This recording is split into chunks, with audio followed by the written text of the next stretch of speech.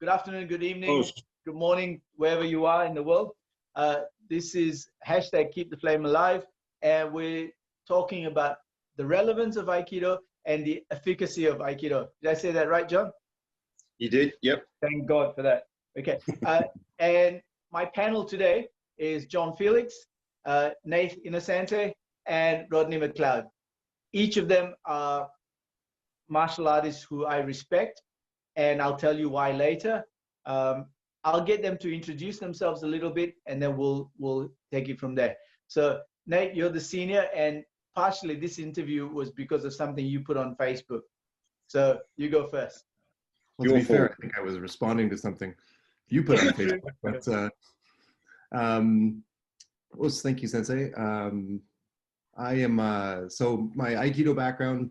I've been training for probably a little over 25 years now. Started in 1994 in Aikido, and I've been doing that pretty much continuously ever since. And I dabbled when I was a bit younger in Kung Fu. I did a little bit of karate. I moved away to go to school. I started doing Brazilian Jiu-Jitsu, and I started to take up boxing.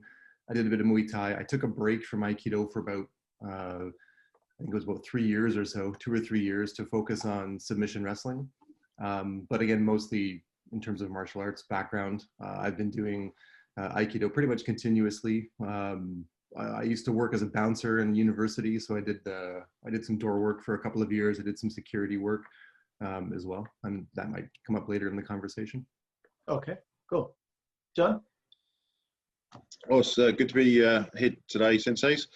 Yeah, so I've been doing Aikido since sort of like early 90s. Started off with Aikikai, did a little bit of Tamiki, a little bit of Ki Aikido, but not for long. And then I was introduced to Yoshinkan Aikido, and I've been doing that pretty much since 97, up until the last 2 or 3 years, where I've not been on the mat much because of back injury. But started off with sort of judo, karate when I was 5 or 6. Various other bits and bobs. Did Sensei, which is probably why my back's as bad as it is. 2001, graduated 2002, remained in Japan until 2004. And while I was there, I studied a very traditional style of Shuinji Kempo, Yoinden Kempo, and I currently hold a Shodan certificate in that. So that was a really excellent, fantastic experience being out in Japan to do that. Work-wise, I'm a security consultant, so I've worked doors, events, stadiums, done some VIP protection. I've been doing that since pretty much 2004, but mostly now I'm doing strategy, BCP, risk threat analysis and things like that. So that's me. What's BCP? Sounds like a vaccination. Yeah, it's business continuity planning and things like that. So it's pretty tedious, but I like it. I'm an anorak. What can I say? Okay. Rodney? I started karate when I was a teenager, and shortly after I started Aikido. I took a break from Aikido for a while, and I tried some other martial arts, and then probably for a bit over 10 years now I've been back training Aikido, and I've also been training Brazilian Jiu-Jitsu pretty regularly and hard. Okay. So John, you told us what you do now. Nate, what do you do now for work? I'm a professor of criminology. What is criminology for the uneducated like me? Right. Okay, so I work at a university. I do research in criminology is the study of crime. So I study crime, causes of crime. I focus mostly on white collar crime and fraud, identity theft, things like that. Cool. He's on to you, John. And Rodney, what do you do now? Very little, but the main thing I do now is teach martial arts, but at the moment we're in lockdown, so yeah. Okay, cool. Doing nothing. What martial arts do you teach, Rodney? Brazilian Jiu-Jitsu and yes, Aikido as well. Cool. All right. Now, before we proceed, right, what is Aikido to you? What's your definition? Not just what Aikido is for you, but what's your definition of Aikido? Rodney, you want to go first? Not really, but Aikido. I guess people say way of harmony and way of love, and things No, like no. Fuck what people say. What do you think? What do yeah, you I think? don't really agree with that at all, to be honest. Okay. To me, it's a way of training that I can continually work on, continually get better. And it, to me, it's the perfect ideal of what a martial art should be, where it's just, you're solely relying on technique and timing. Whereas in other martial arts, you can kind of fudge it with strength or speed.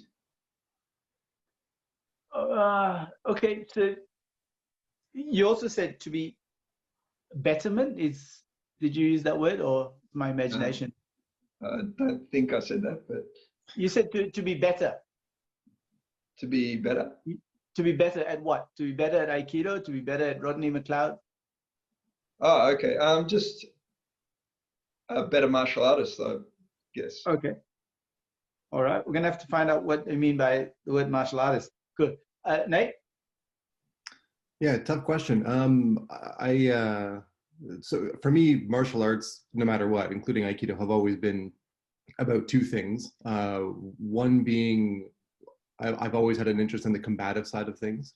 And so I take Aikido or anything else I do with that in mind. But Aikido has what it has that others martial arts have been less appealing to me for, just the discipline. It's like the study of it, the technical aspect, stuff that Rodney mentioned about focusing on timing or focusing on distance. And that exists in other martial arts as well. And again, I focus on that in something like boxing. But I've been more interested in studying it through Aikidos, like the body mechanics, principles like center line or focus power, things like that. So it's always been two things with martial arts. One is just a discipline or a study that's has nothing to do with self-defense or combat or fighting or anything. And then the other side of it is just, how do you make this stuff work on people? Okay, cool. John? Yeah, for me, it's the, which is why I sort of really wanted, once I'd found out about Sensei, is that discipline and that challenge. Aikido is a very... One second. She who must be obeyed needs definitions when you use words like Sensei.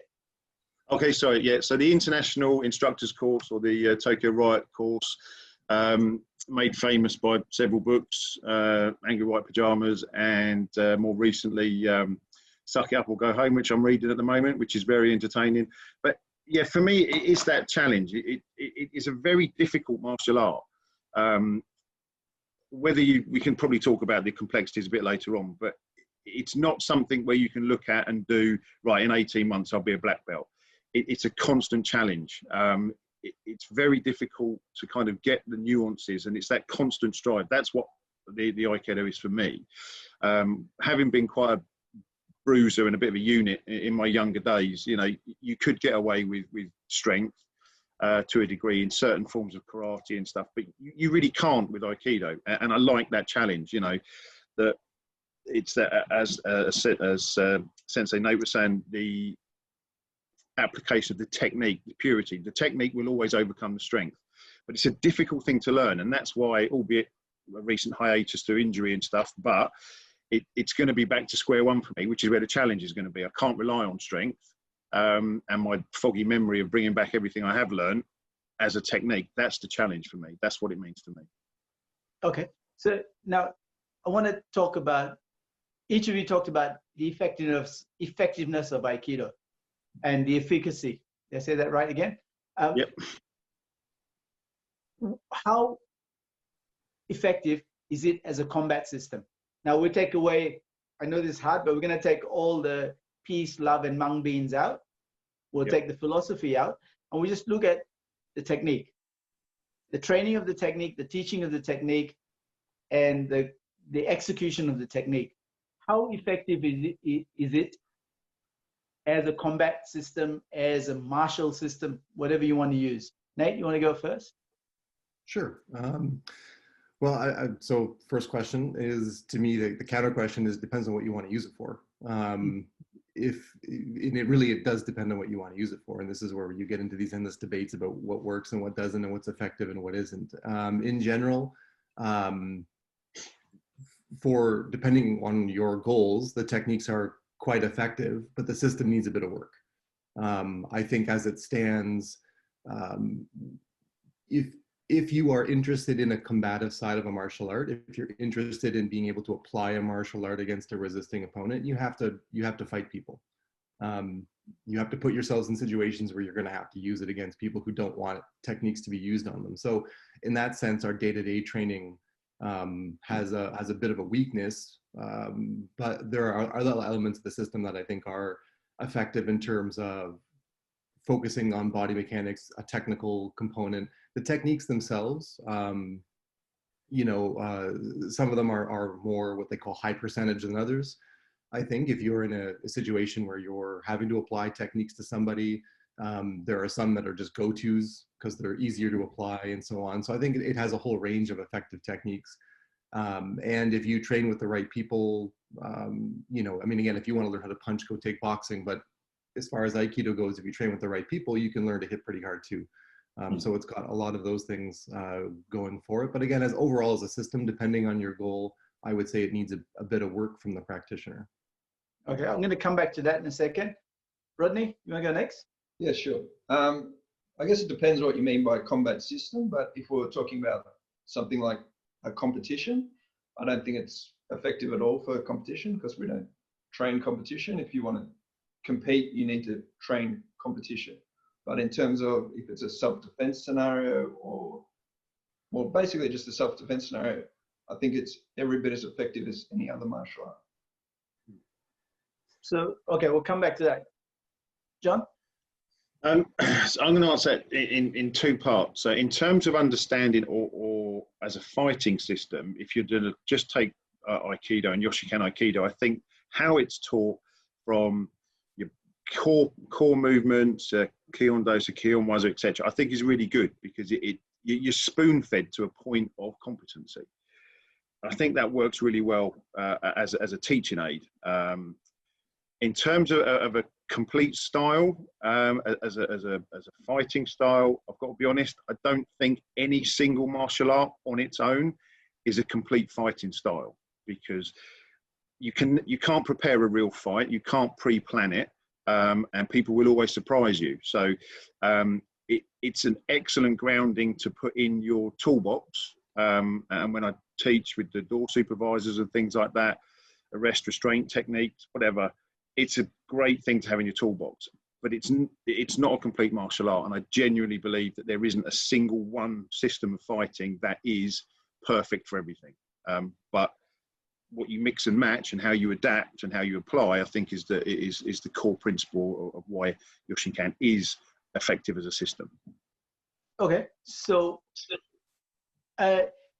we've seen all the videos on YouTube, all the Joe Rogan interviews and stuff like that, right? And Aikido has every time fallen short. Is it the problem of teachers like me? Is it the problem of teachers who say, if you can't do it slow, you can't do it fast? So you always keep getting someone to do it slow, do it slow, do it slow. For me, it's about speed and accuracy. Not about if you can't do it slow, you can't do it fast. I think that's good for teaching, but where's that leap? Where are we as teachers, and all of you are instructor level? How are we failing students? I'm almost 60, right? So it's your generation that needs to answer that question now. I think. Go first? Okay, John. Okay, sorry. Go on, John. With regard to how it's taught, you know, there has to be that element of, you know, you can't, you know, that classic, you can't learn to run before you can walk.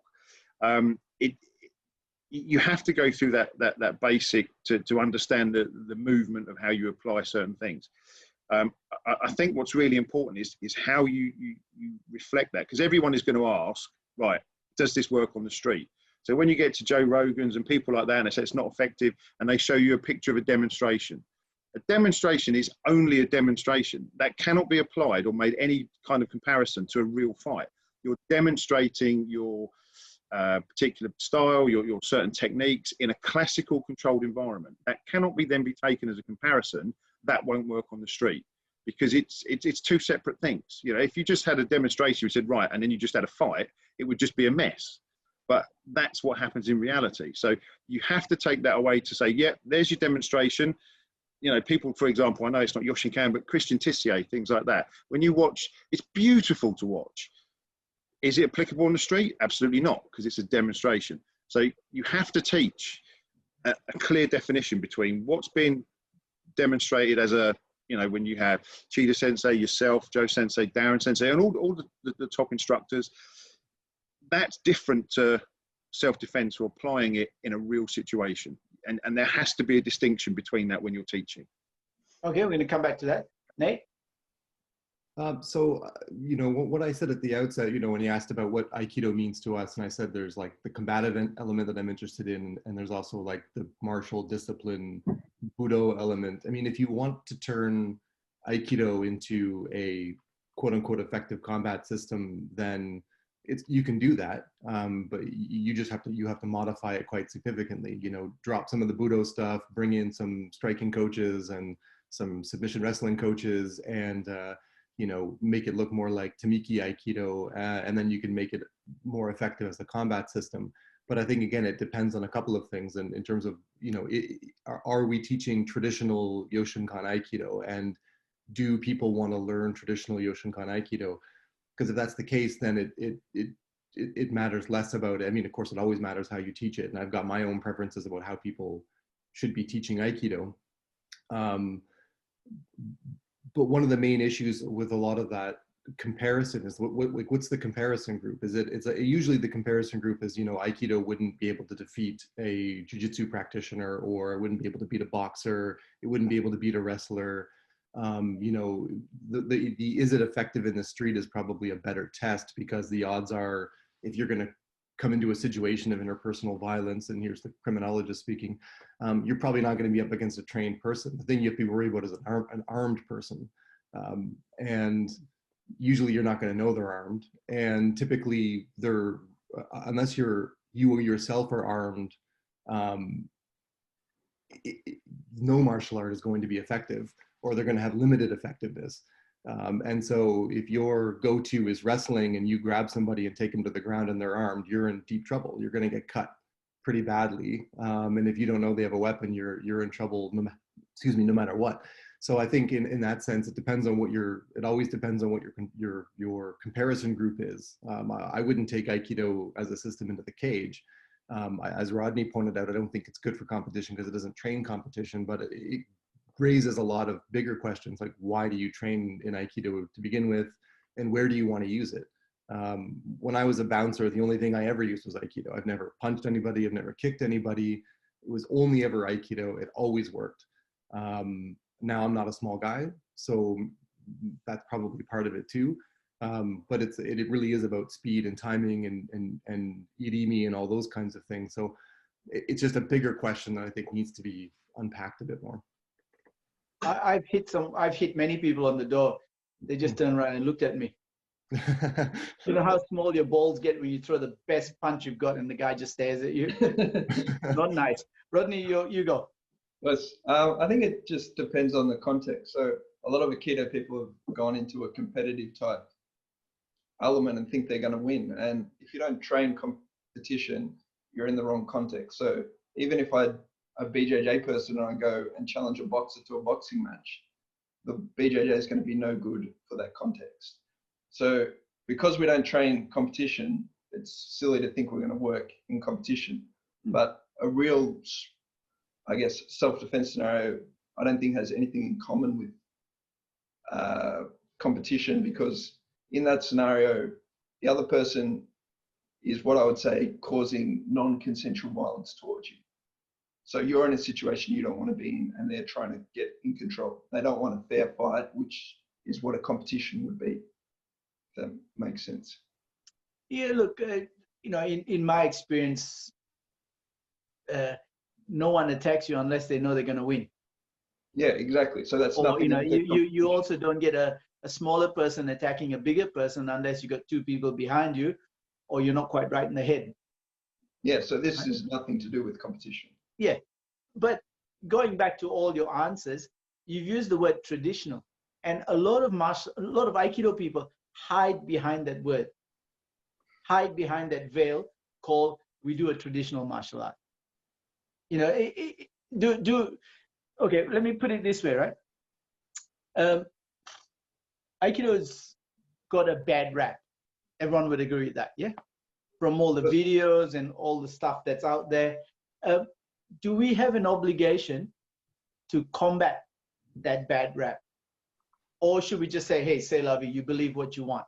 Is the onus on us to change people's minds and not use the word, I'm a traditionalist, but I don't hide behind that, right?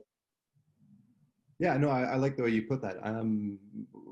I think I don't think they're mutually exclusive. I don't think saying it's a traditional system means that you get to hide behind something, or that it's somehow not about it being effective, or not about it relating to combat at all.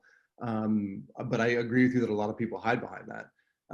And to answer your larger question about whether or not it's sort of the onus is on us to demonstrate that. I mean, so I would say, yeah, in your everyday teaching, you should be able to demonstrate that. And one of the things that I think irks me about a lot of Aikido that gets taught is that people do exactly what you were talking about. They make a lot of big claims, but they either don't have a practical experience, they couldn't apply it under any kind of a pressure situation, or they don't have, you know, one of the things that you can get from good solid training is a martial or combative mindset. I mean, half the problem is just who walks in the door and what kind of mindset they have. I mean, you can develop a really tough martial mindset that will take you pretty far in any kind of a combat situation. But Aikido advertises itself as nonviolent. It advertises itself as the martial art of peace and harmony and love and, you know, butterflies and honey and chocolate and all that stuff. And so who walks to the door, right? I mean, who walks to the door in a submission wrestling school? Who walks to the door in a boxing school? Who walks to the door in a jiu-jitsu school? People who want to fight. Who walks to the door in an Aikido school? We're outliers. This group talking today, we're the people that have either done more combative stuff or have that mindset, or who tried to look for situations to apply it. I mean, when I took a job as a bouncer, you know, I didn't need that job. I didn't need the money. I took a job as a bouncer because I wanted to get into legal fights.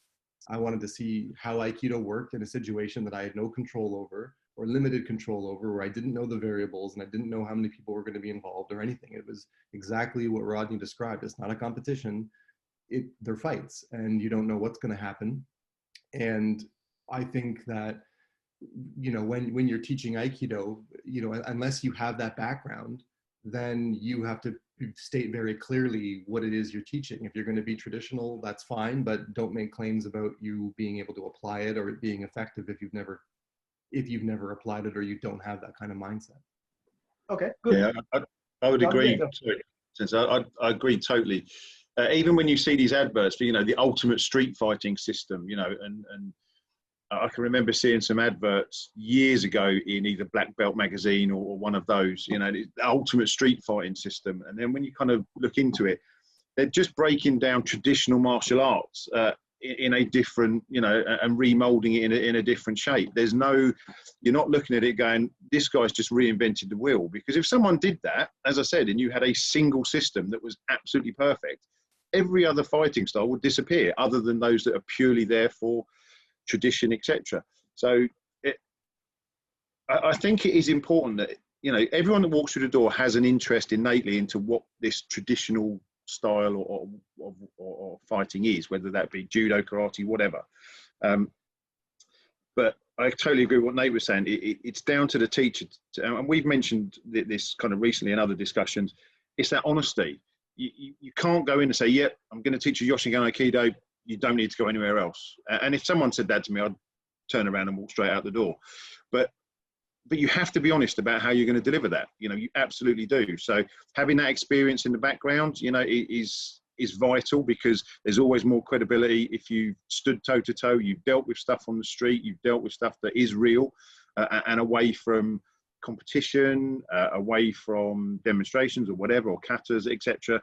If you have that tangible, real experience, and you can bring that to your training and teaching, then that's immediately more effective than just teaching form for the sake of it. Okay, cool. Rodney? Well, in terms of proving Aikido, I think it's more about being honest. So I think a lot of people in martial arts, in all martial arts, they kind of overextend their abilities and say they can do this and do that. Whereas if you're serious about what Aikido is, you should say it fits in this box, and that's what it is. It's not going to work in competition. It's not going to work in the cage or anything like that. And to prove it, it's not about going out and proving it on that. It's about proving it in the dojo. When I feel a high-level instructor's technique, I know straight away it works. And if I can pass that on to my students, then they understand that Aikido works too. There's nothing more I need to prove than that. Cool. So you're all in agreement, like you don't have to be a fighter. You just got to be honest to what you can do. Is that summing it up? Yep. Okay, good, brilliant. Now, you guys, what you said have just thrown up so many things, right, in my head. But I want to, all of you know Don Draeger Sensei, right? He said this to me and a few other people, and I was a just fairly young teenager back then, and I didn't quite appreciate it. And he said that all martial arts have to pass the test of time. For as long as you have something relevant to offer people, you will stay alive. When you are not relevant anymore, you will die out. I always thought that would be a shame, but then is it such a shame that if you lose your relevance, you die out? Or do you have to change yourself so much to stay relevant? Look at Californian Aikido. You know, California, the Aikido in California is massive. It's massive. But none of us would go into half the dojos there. We would just look at it and just walk out again. So it's alive, but is it relevant? I'm not sure if I'm asking this question correctly. It's more a topical discussion. How do we keep things relevant? And now we're probably going into the other side of it, the heart side, the door side. John, you go first, please. So yeah, I mean, it's difficult. Sorry, John.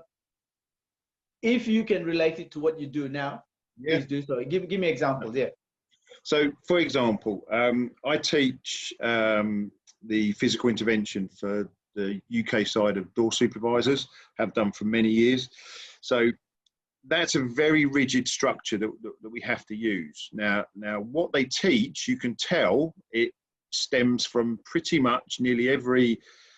They're not. How can I put it? There's no pain through no compliance through pain. The whole point, because the UK is completely wishy-washy, and we haven't got a set of balls to turn around and say the guy's trying to stick a bottle in my head, so he's now not breathing. He's not a risk to me or anyone else. We're not allowed to do that. The physical intervention from door supervisors is geared towards the protection and welfare of the person trying to attack you. It drives me insane, but because it pays a lot of my bills, I have to pay the top party line. But as we're not on an official work site, bollocks. So what I find really difficult is when you're teaching physical intervention, we have a very strict syllabus I'm not allowed to deviate from because it affects my insurance, my license, all the rest of it.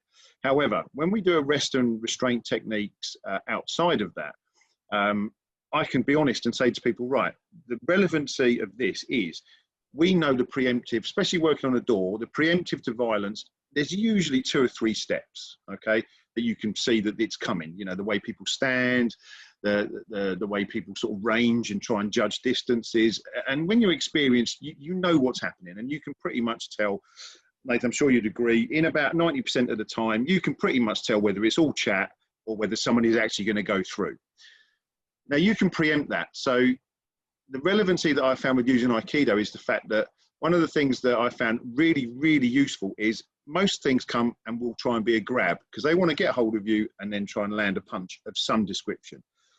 That's pretty much about 80%. Now, if someone grabs you as an Aikido, even with a very limited level of skill set, a grab around the shoulder, collar, whatever, it's a gift. They've just given up one of their weapons and you can deal with it. And it's easy to, and I have done many times in terms of not hurting people, but just the control and movement.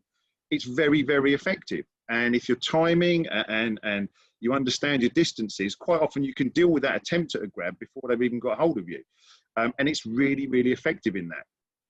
What you do after that is entirely up to you, legally, etc. You know, reasonable, justified, proportionate, whatever. But it works. It's very effective. So it goes back to that honesty. Can you teach this and say, look, this will work? I've just gone through that syllabus. Yeah, if he's really pissed, it might work. But if you're dealing with someone that's very, very non-compliant, very, very aggressive, this will work. So yes, in terms of how relevant and applicable it is for grabs, entering, closing distance, Aikido, particularly what I've learned, 100% every time. Whether you attempt me with that as well, quite useful, but it works. And it's worked for me since 2004 while I've been doing this job. So yeah, 100%. That was the past question. We're talking about the relevance here, but never mind. Sorry. Nate, go for it. You're up, Nate. Yeah, I mean, it's a tough one. I think, you know, ever since like, I think a lot of traditional martial arts took a huge hit with the advent of like things like the UFC and the streamlining of, so we're blurring now effective versus relevant. And I think what people do is they tie perceived effectiveness into relevance. And that's why if you go on YouTube and you watch videos, it's always, you know, Aikido versus something else, or would it stand up to XYZ, and how relevant is it today? And we know better now, and we can train in jiu-jitsu and wrestling and boxing, and everyone's better for it. And so I think that idea is out there. And I think a lot of people, you know, aren't flooding to traditional martial arts schools, including Aikido, because they've been saturated by these other ideas, which are true. I mean, if you want to learn how to fight, I've had students come into my dojo who've asked about, you know, like, I want to take this martial art and that martial art for 6 months and then just get a skills to learn how to fight. I'm like, go take boxing.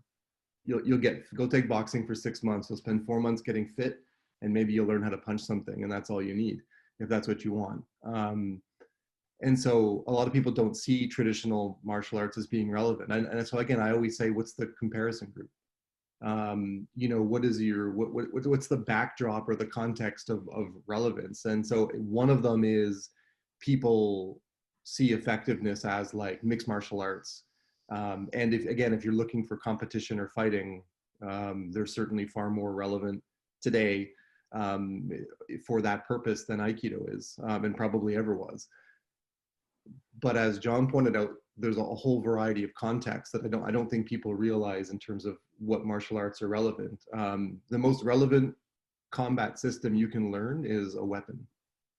I mean, I forget jiu-jitsu, forget boxing, forget everything.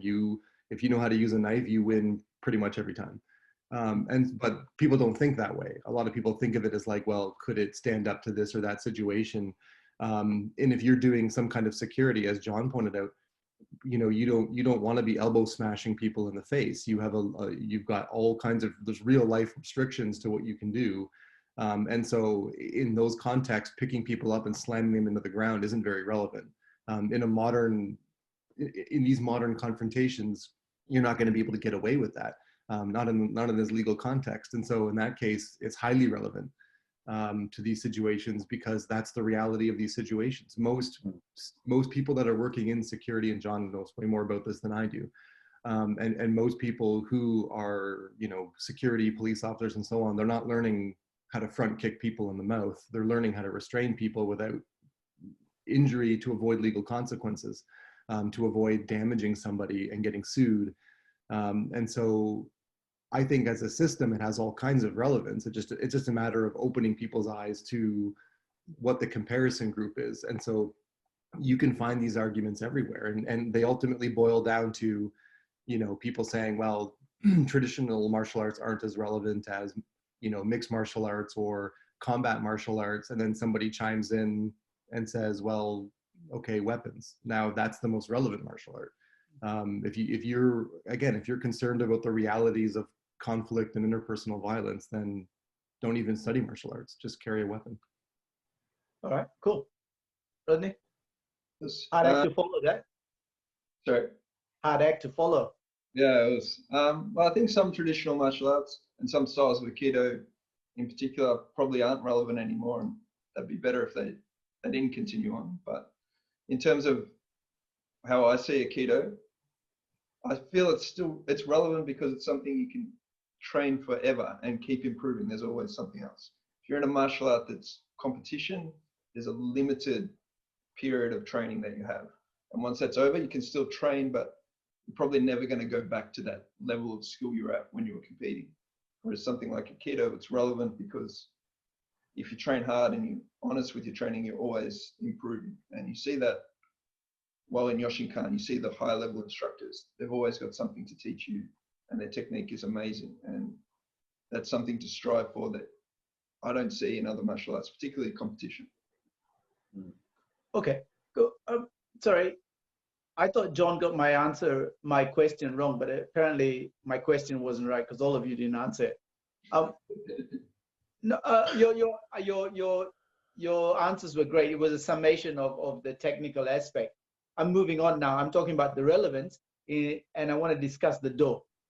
So I'll rephrase the question. What has the do or the way of Aikido done for John Felix, Nathan Innocente, Rodney McLeod? What has it done for you? How is it, as you said, Rodney, how has it made you a better martial artist? John, how has it challenged you? Nate, you talked about the discipline. How has that discipline helped you in everyday life and in what you're doing?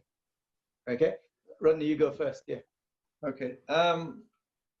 I guess Aikido is a really frustrating martial art. It really sometimes you just have the worst days there. You're just like, I don't know what I'm doing, and yeah, it keeps you very humble, I guess. Like, I've had whole decades like that. In competitive martial arts, once you're like reasonably good, you can have days where you just destroy everyone and you don't really know whether you're good or not or improving. Whereas you never get that at Aikido. Every class is a challenge, and it's your technique that's being tested every class rather than your success against someone else. Yeah, I would agree. It is incredibly frustrating, and I think that's why, for me, that's why I wanted to study it. One of the resounding sort of comments throughout, particularly on Sensei, Oemada Sensei was a great one. John, that is wrong, just constantly. But you're right. It's for me that English wasn't up to anything else. For me, it's just that challenge. It is such a difficult. There's so many nuances and fine points to kind of pick up, but it's that constant strive. The one thing that it has taught me is, although I have pretty much still zero patience, I think having since studied Aikido, it's maybe increased it by about 0.5% in terms of, look, you know, it's not always a sprint. It is it's a marathon in how you're going to pick this up. So for me, definitely, you know, it's the last 3 or 4 years where I've not trained because of injuries and stuff like that has been really frustrating. But I still do my basics when I'm in the gym for rehab and stuff like that, because of the core element and just health benefits of doing the Kion Dosa and things like that. But it's a constant challenge. I 100% agree with Rodney. You can never kind of, I suppose, get to that point of perfection. There's always something that you'll see and go, oh, I need to learn that or add that into. So yeah, that's for me. It's an ongoing sort of polishing type. You know, there's no end to it. You know, I like the analogy with once you're at competition and you're competing at a high level. After that, it's just maintenance workouts, more or less. That there's no real sort of ongoing sort of adding to the skill set. All right, Nate?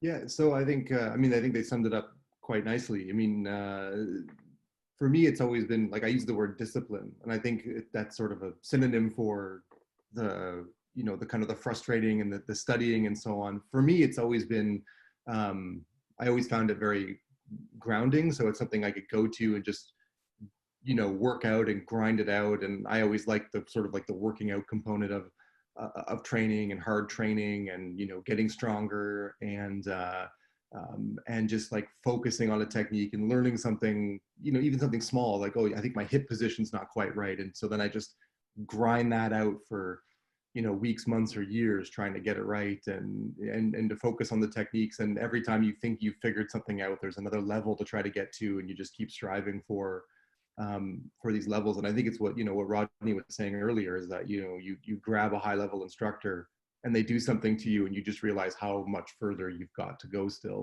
And so that's it. It's just, to me, it's like there's always more to learn, and it's you know, yeah, it's a frustrating martial art. It's really tough. There are things that are physically limiting. You know, I'm not, like I said, I'm not a small guy. I'm 6'8" and 280 pounds. So how many kilos is that? 130, about 130 kilos. So 203 centimeters with 130 kilos. So I'm not a small guy. And there's some techniques that are really hard to do. There's some timing that's really hard to get. There's some advantages I have in terms of distance and so on, but it's trying to work around, it's trying to utilize advantages and work around disadvantages for these techniques where you've got a microsecond to get it right or wrong. And so for me, it's that discipline of just trying to figure it out. I liked, I think the last time we trained Joe Sensei, when I came over to Australia, I was just shy of 18 stone. I'm not as tall as you, Nathan. Well, I'm what's only that in real money, John? So that would have been 105, 106 kilos at 5'10". Yeah. So, but because you have that strength, it's interesting that you forget that, and when I say this is a lesson learned quite rapidly from Joe Sensei. Yeah, you can use strength, but technique will always overcome strength, and it did every time.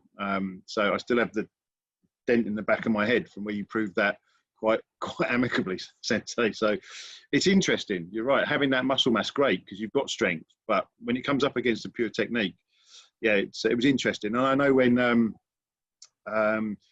Daniel Felix Sensei was over from Poland, he made a beeline just to see how well he could throw me around, because 18 stone on the end of, you know, and hitting the tatami makes quite a lot of noise. And he was quite impressed. So yeah, he enjoyed it. I don't know if I did, but he did. But yeah, it was interesting. Guys, in the interest of honesty, right? The thing with Aikido is people watch a demonstration, thought, oh, it's great, it's fantastic. In Shindomusuru Jodo, they, you know, with Joe, it's the way of the Joe. They say that 9 times out of 10, the swordsman will win. In the kata, the person with the Joe wins because the swordsman allows you to. Now, with each and every one of you, Nate, there's a video of me doing Hirikinose with you and throwing you, just shifting you across the mat. And John, you know, same with you. You're a big boy. Rodney, you've got the best timing I've ever seen of anyone. And none of you could I have thrown if you didn't help me, if you didn't allow me. So I have to remember that I did it because you guys were being good ukes. Maybe I could have done something else. Maybe I could have changed the technique. But to do what I did, you guys helped me. And it's really important to remember. And that way, you don't get a big head. You don't let your ego get the better of you. Aikido is about jishitenuke. And maybe that's why sometimes it looks so false. But you guys have kept me honest at times, and at times you've gone with me. And that's a good uke. That challenges you, that helps you learn, that helps you accomplish as well. You cannot, people say you learn from your mistakes, but you also cannot learn without accomplishing things. And each one of you has helped me do both. Learn from my mistakes and learn from my accomplishments. And that's a really important part of Aikido. That's absent in competition. I just made all that up, so I think you should tape it. Yeah. But, you know, going back to each of you, right? How has Aikido helped you be a better person?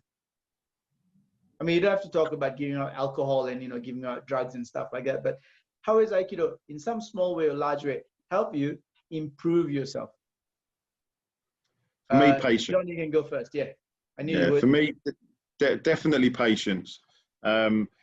that and having a daughter, patience, without a doubt. Prior to that, it was non-existent, and learning anything, it was I wanted it now, and I got very frustrated.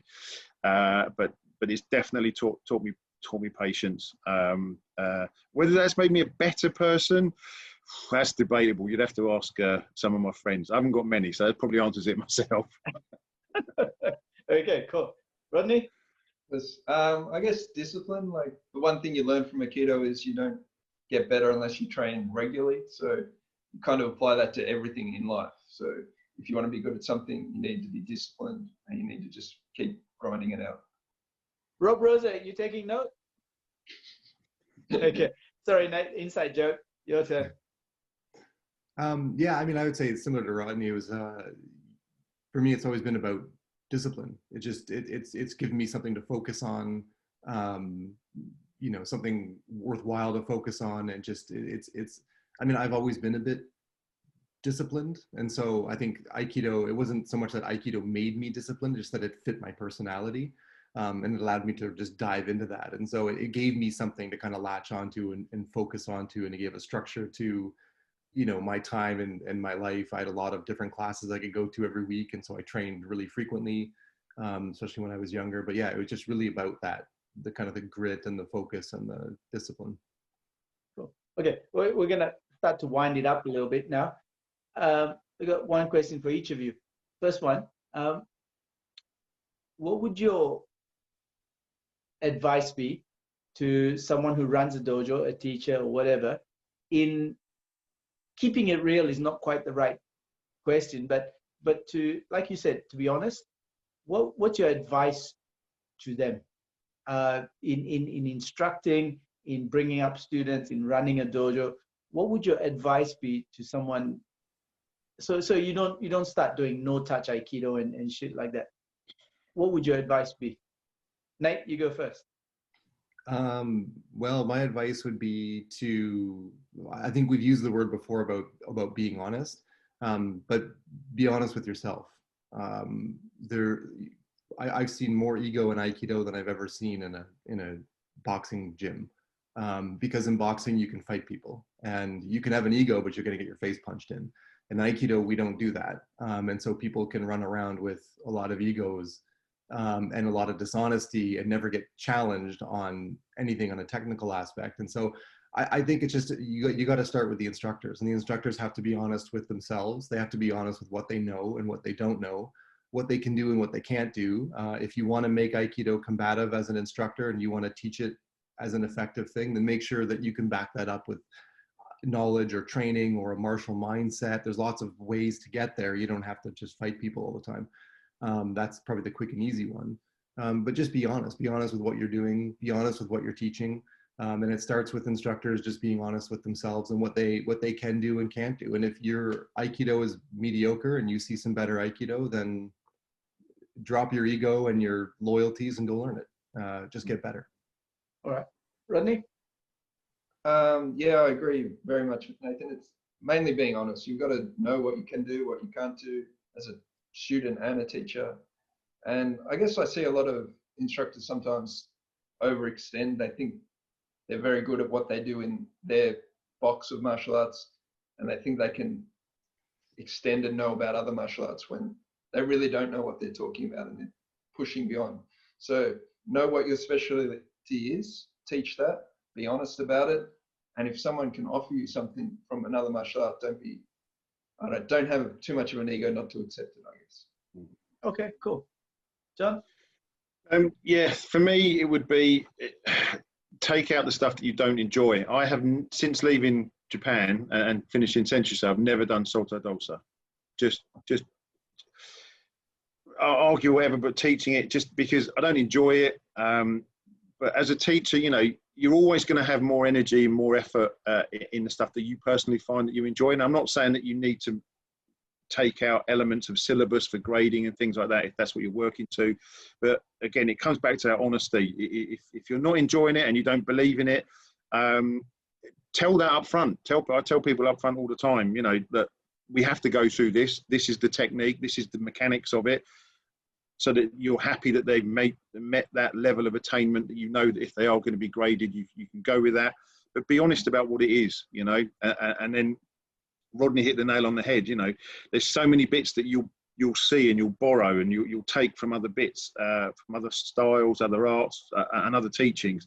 And if you're going to throw it in, just say, yeah, fine. You know, if you want to blag it and say something I came up with, it doesn't really matter. The principle going across is making sure that people have that grounding so that you're not making false claims. But the biggest thing is you've got to enjoy what you're teaching and have that level of honesty, that level of dedication. That's the key points. You know, I've been very fortunate. Everyone I've trained with and taught under, you can tell they're just genuine passion throughout, you know, which is a big thing that I learned. You know, that's the biggest thing I would say. If I followed your advice, there'd be no Swariwas taught in my dojo. Yeah, but you're so good at it. Yeah, but I hate it. I hate it. Okay, winding up now. That's your advice to teachers, right? What about to students who come in to look at an Aikido dojo? They're not sure what they want, or they're sure about what they want. I know this is a really, really hard question, but we need to look at both sides if we're going to help Aikido get along. With advice to the teachers, advice to the students. What should you look for in the dojo? What should you hope to get? Rodney. Yes. Okay, well, I think when people start martial arts, they don't necessarily know what they want. Some people will go for self-defense, fitness, maybe to meet new people. If you're a student or you're looking to start a martial art, Aikido, you don't necessarily need to know what you want. But if you're doing Aikido, you need to know you're not learning to fight. You're not preparing yourself to get into a cage to fight or competition like that. But what you are getting is a martial art that you can practice for the rest of your life and continue to improve. And yeah, that's about it, I guess. Cool. John? Yeah, they're so difficult because, you know, the people coming in, mindsets, characteristics, it's very difficult. But as a student, I think if you're going in, you've got to make sure that the area and environment that you feel comfortable. Is it safe? You know, how is it run? You know, look at the class structure. You know, and just as a student, if you're going to go in, ask questions to the instructor. Ask what their background is. Ask what their pedigree is. You know, don't be afraid. You know, and you know, just be honest about what you want to take out of it. You know, proofs in the pudding. Try it. If it's not for you, fine. You know, I don't think that anyone would take offence at that. But it's got to be asked, right, does it feel right being with this teacher and how that environment is? That's so important. Okay. Nate? I'm just going to steal everyone else's answer because I think they were really good. I think, yeah, answer number one is, you know, if you're a student and, you know, you might not know what you want, but if you've got some idea of what you want, go shop around, find the right kind of school that fits like maybe you want the Aikido school from California, if that's your thing. Or maybe you want a school that's more, a little bit grittier, that kind of does a bit more physical training and has a bit more of a martial edge. But, you know, go find out what you want to do, because Aikido gives you a range.